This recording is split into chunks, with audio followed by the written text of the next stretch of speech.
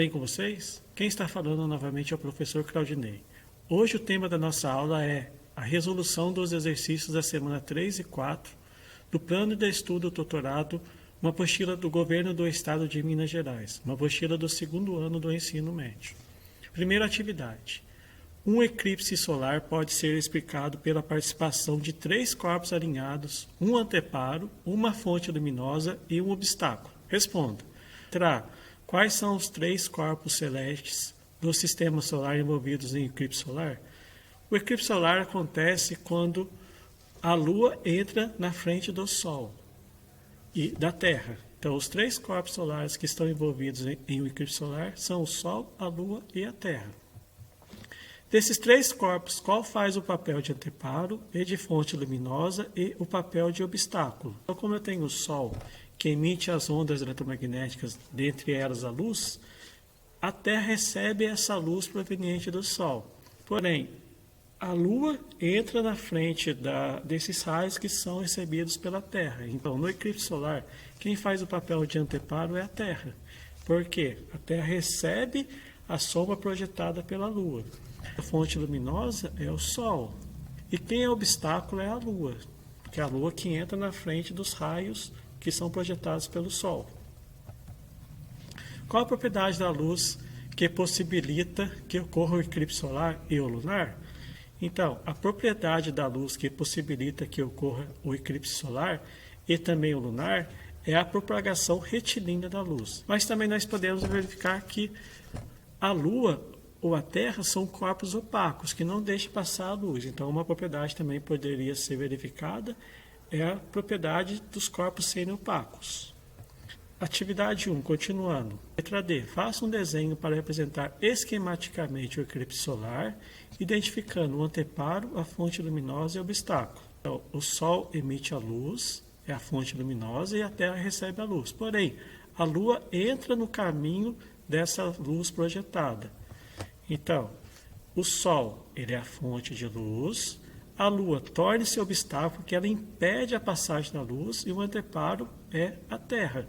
Nós podemos observar a formação de 2 regiões, a umbra, que é a região no qual ocorre a formação da sombra, que é a ausência de luz. Nós temos também a penumbra, que é a região parcialmente iluminada. Letra E. Faça um desenho para representar esquematicamente um eclipse lunar parcial, identificando o anteparo, a fonte luminosa e o obstáculo. O eclipse lunar ele ocorre sempre quando nós temos lua cheia. Então, por quê? A lua está atrás da Terra. Só que aqui, a Terra, no caso, ela funciona como sendo um obstáculo. E a lua vai ser um anteparo. Porém, a lua está na região parcialmente iluminada. Ela não está na região onde acontece a sombra, que é a umbra. Então, quando isso acontece, nós temos o eclipse lunar parcial. Nós temos a Terra que entra na frente dos raios luminosos que chegariam à Lua. E a Lua está na região parcialmente iluminada, está na penumbra. Então, quando isso acontece, nós temos o eclipse lunar parcial. Então, a fonte de luz é o Sol, o obstáculo é a Terra e o anteparo é a nossa Lua, que está na região da penumbra.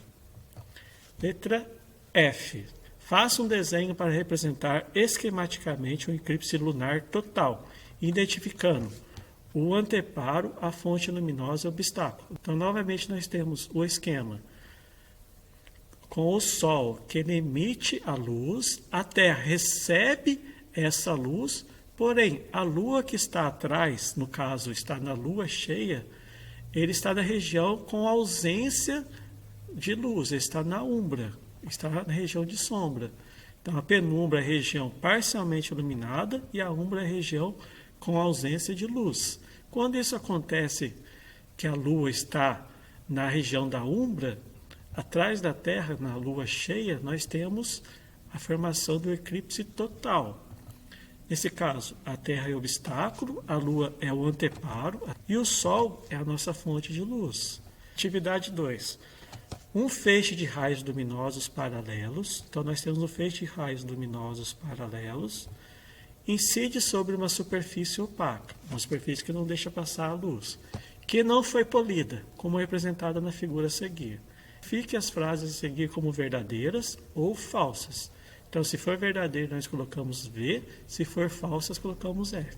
Vamos analisar a primeira alternativa. Se a superfície for metálica, o feixe refletido será constituído de raios paralelos. Então, ele quer verificar os raios refletidos. Sendo a superfície metálica, o raio refletido, ele não necessariamente será constituído de raios paralelos. Ele pode ser constituído de raios difusos. Pode ter uma reflexão difusa.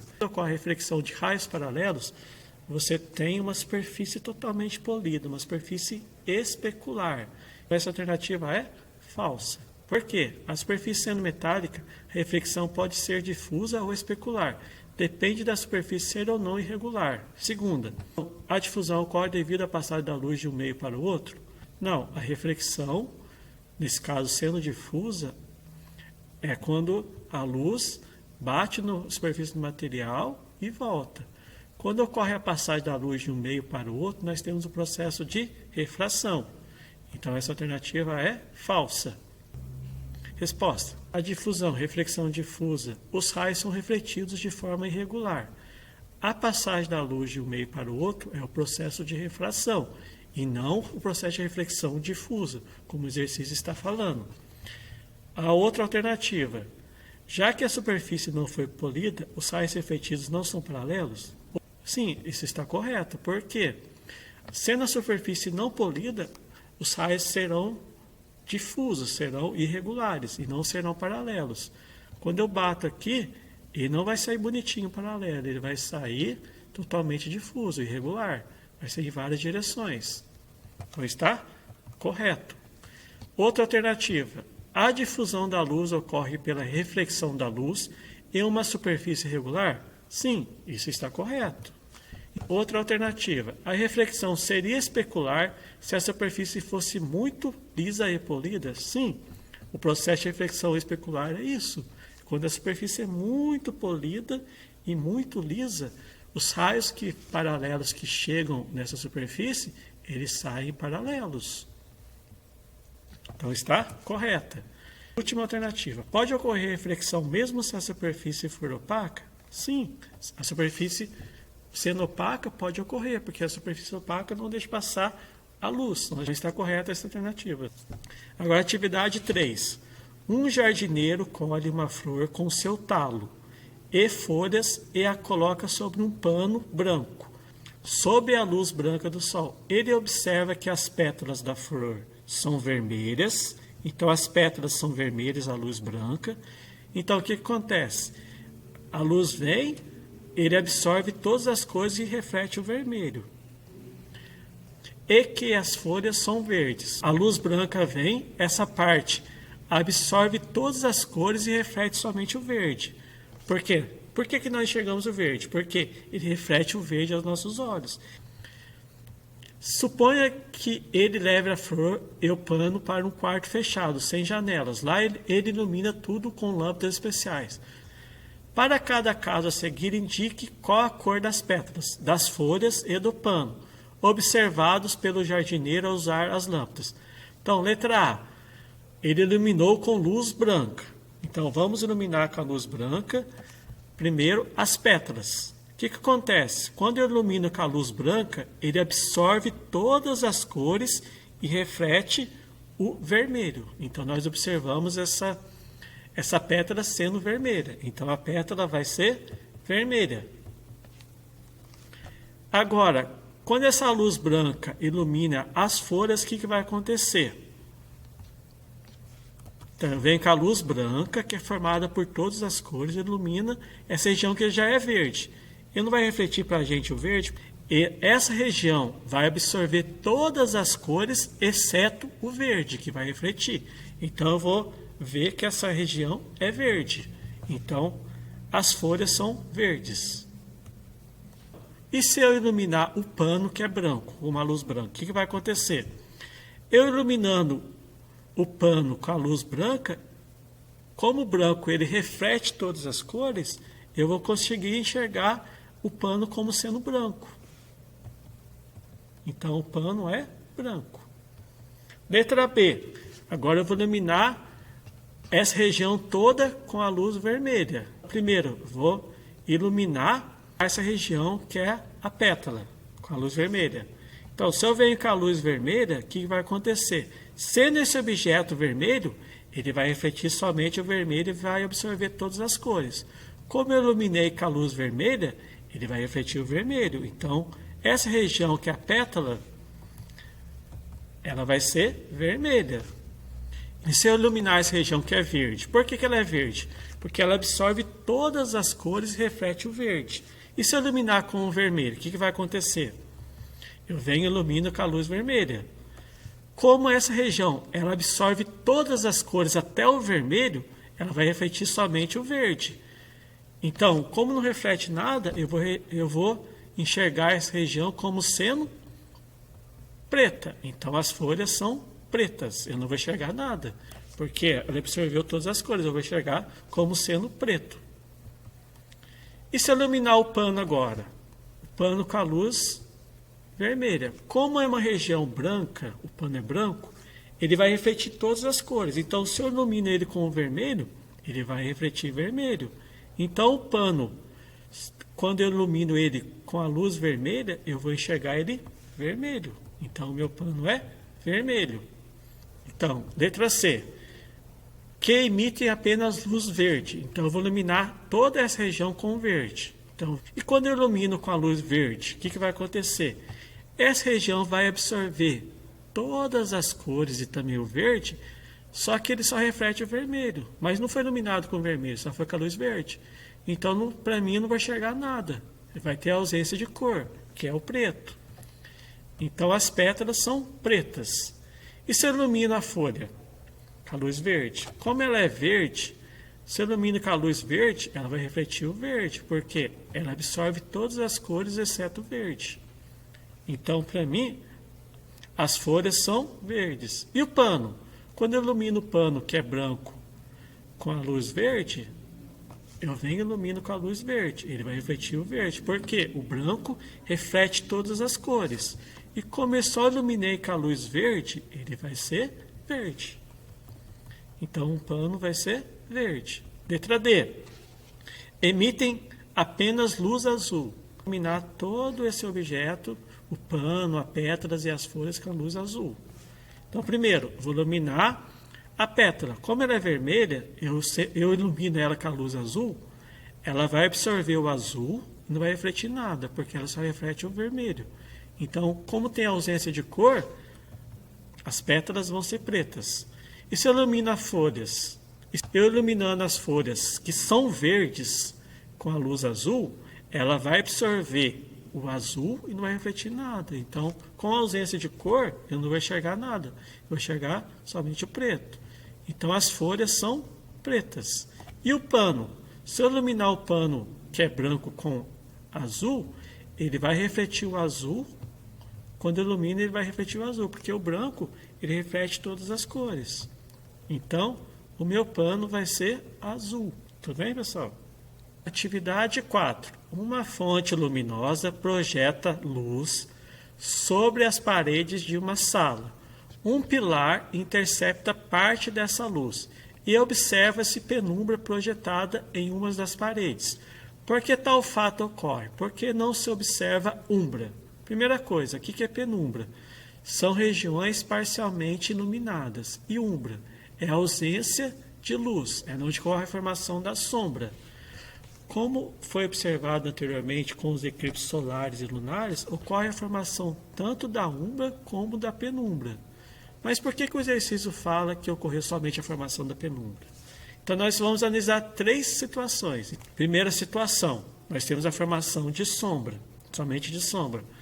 Nós temos uma fonte pontual. O que é uma fonte pontual? É uma fonte muito pequena em comparação com o conjunto total. Então, se eu tenho uma fonte pontual, ela emite luz, fonte de luz. Ela emite luz. Então, a luz vai passar aqui e ela vai passar aqui. Aqui nós temos um anteparo. Nessa região vai ocorrer a formação da sombra. Ocorre somente a formação da sombra. Por quê? Sendo essa fonte muito pequena, pontual, em relação ao objeto, ao obstáculo, ele vai emitir somente a sombra. não vai ter região parcialmente iluminada, porque essa região, se eu venho com a luz aqui, ela é totalmente bloqueada. Então, nessa região eu não consigo ver a fonte de luz, eu só vejo a sombra. Eu tenho a formação tanto da sombra como da penumbra. Por quê? Eu tenho uma fonte extensa, que é uma fonte com dimensões que não são desprezíveis, tem um objeto. Essa fonte emite luz. Então, vamos seguir o caminho dessa luz. Primeiro caso, ela vem e bate aqui. Então, nessa região toda aqui, ó, essa região aqui, nós temos a ausência de luz, que vai ser a formação aqui, que vai ser a formação da sombra. Porém, se eu vier aqui, ó, bater nessa parte e bater nessa parte aqui também, eu não tenho a formação também da penumbra, que são regiões parcialmente iluminadas. Por quê? Se eu vier com raio de luz aqui, ó, eu consigo iluminar essa região. Se eu vier com raio de luz aqui, eu consigo iluminar essa região. Então, são regiões parcialmente iluminadas. A umbra, ou a sombra projetada, são regiões com ausência de luz.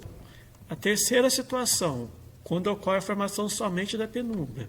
Isso acontece quando nós temos uma fonte de luz muito extensa e um obstáculo menor em comparação à fonte. E ela está próxima também, o obstáculo está próximo da fonte de luz. Aqui nós temos um anteparo para analisar a ocorrência da formação da penumbra. Então, nós temos o feixe de luz que sai aqui, passa nesse objeto e passa nesse objeto. E por que aqui tem a formação da penumbra? Porque eu consigo iluminar essa região aqui, ó, por completo. Aqui é uma região parcialmente iluminada. Vou fazer a mesma coisa na parte de baixo. Aqui também tem a formação da penumbra, porque são regiões parcialmente iluminadas. E essa região aqui, será que tem sombra ou penumbra? Vamos analisar. Se eu vier com raio de luz aqui, eu não consigo iluminar essa região. A mesma coisa vai acontecer aqui. Nesse caso, como a fonte de luz é maior que o obstáculo e o mesmo está perto da fonte, ocorre somente a formação de penumbra, que é a região que é parcialmente iluminada.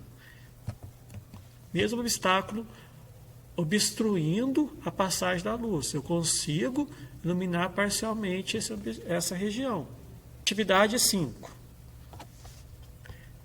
Um disco fino e opaco é iluminado por duas fontes pontuais, F e F', simetricamente dispostas em relação ao eixo de rotação do disco. Do outro lado do disco e paralelamente a ele, coloque-se um anteparo plano. Então, nós temos um anteparo plano e opaco na posição mostrada na figura.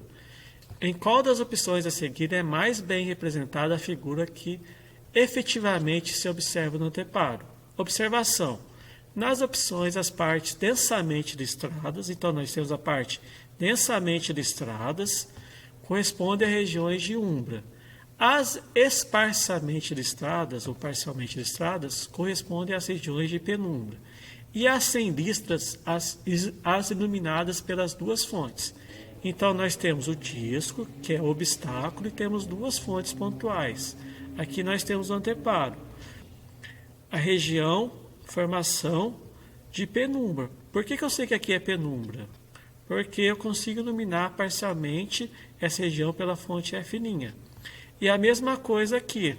Mesmo tendo o obstáculo que impede a passagem da luz, eu tenho a formação da penumbra, porque eu consigo iluminar parcialmente essa região. Então, nessas duas regiões, eu vou ter a formação da penumbra. E essa região aqui? Mas será que essa penumbra aqui eu tenho a presença da luz, a ausência da luz ou a formação da sombra? Vamos analisar essa região. Se eu vier com feixe de luz aqui, ó, se eu vier com feixe de luz aqui, eu não consigo iluminar essa região. A mesma coisa vai acontecer aqui. Então, essa região aqui, ela é totalmente iluminada. Então, tem a formação da penumbra aqui, a formação da penumbra aqui, e essa região tem luz. Então, a alternativa correta é a letra A. Resposta correta é a letra A. Pessoal, muito obrigado e até a próxima aula.